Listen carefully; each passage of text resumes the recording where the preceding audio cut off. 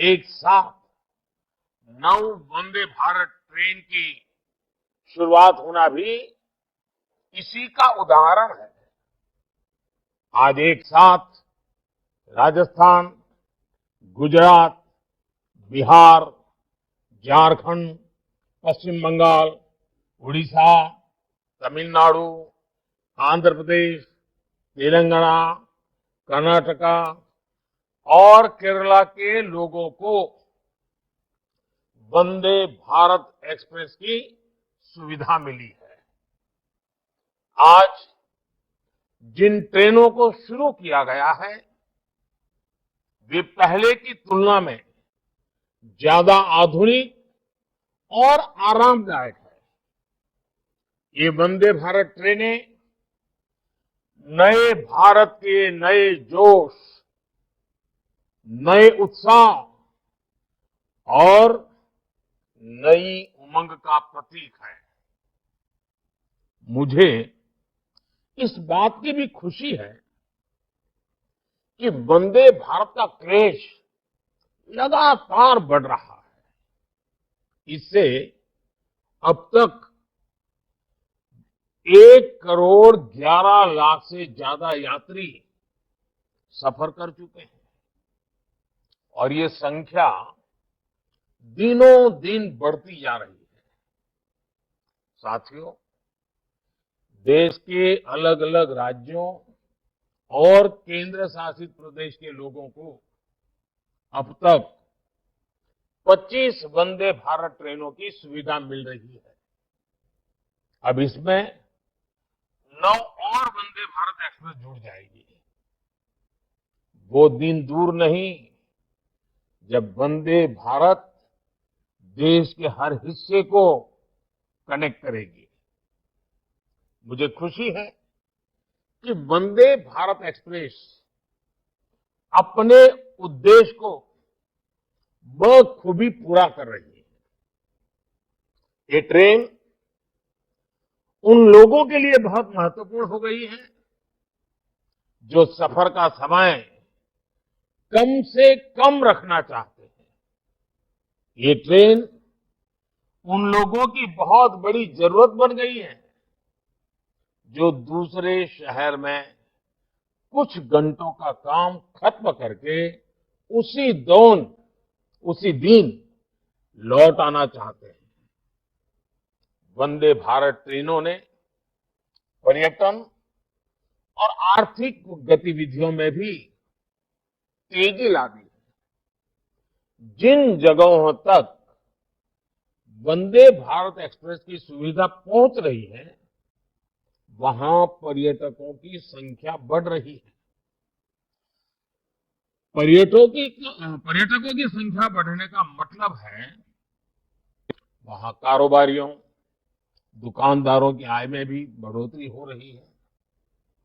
इससे वहां रोजगार के नए अवसर भी तैयार हो रहे हैं। मेरे परिवारजनों, भारत में आज जो उत्साह और आत्मविश्वास का वातावरण बना है वैसा पिछले कई दशकों में नहीं बना था। भारतीय रेल में यात्रियों के लिए अगर ट्रेन चलता फिरता घर होती है तो हमारे रेलवे स्टेशन भी उनके अस्थायी घर जैसे ही होते हैं। आप और हम जानते हैं कि हमारे यहाँ हजारों रेलवे स्टेशन ऐसे हैं जो गुलामी के काल के हैं, जिनमें आजादी के 75 साल बाद भी बहुत बदलाव नहीं आया था। विकसित होते भारत को अब अपने रेलवे स्टेशनों को भी आधुनिक बनाना ही होगा। इसी सोच के साथ पहली बार भारत में रेलवे स्टेशनों के विकास और आधुनिकीकरण का अभियान शुरू किया गया है। आज देश में रेल यात्रियों की सुविधा के लिए रिकॉर्ड संख्या में फुट ओवरब्रिज, लिफ्ट्स और एस्केलेटर्स का निर्माण हो रहा है। कुछ दिनों पहले ही देश के 500 से ज्यादा बड़े स्टेशनों के रीडेवलपमेंट का काम शुरू किया गया है। अमृत काल में बने ये नए स्टेशन अमृत भारत स्टेशन कहलाए जाएंगे। ये स्टेशन आने वाले दिनों में नए भारत की पहचान बनेंगे। मेरे परिवारजनों, रेलवे स्टेशन कोई भी हो,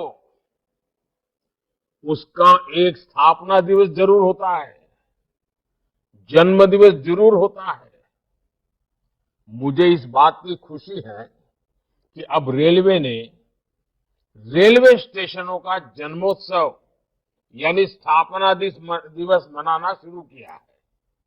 हाल ही में तमिलनाडु के कोयम्बटूर, मुंबई के छत्रपति शिवाजी टर्मिनस, पुणे समेत कई स्टेशनों के स्थापना दिवस को सेलिब्रेट किया गया।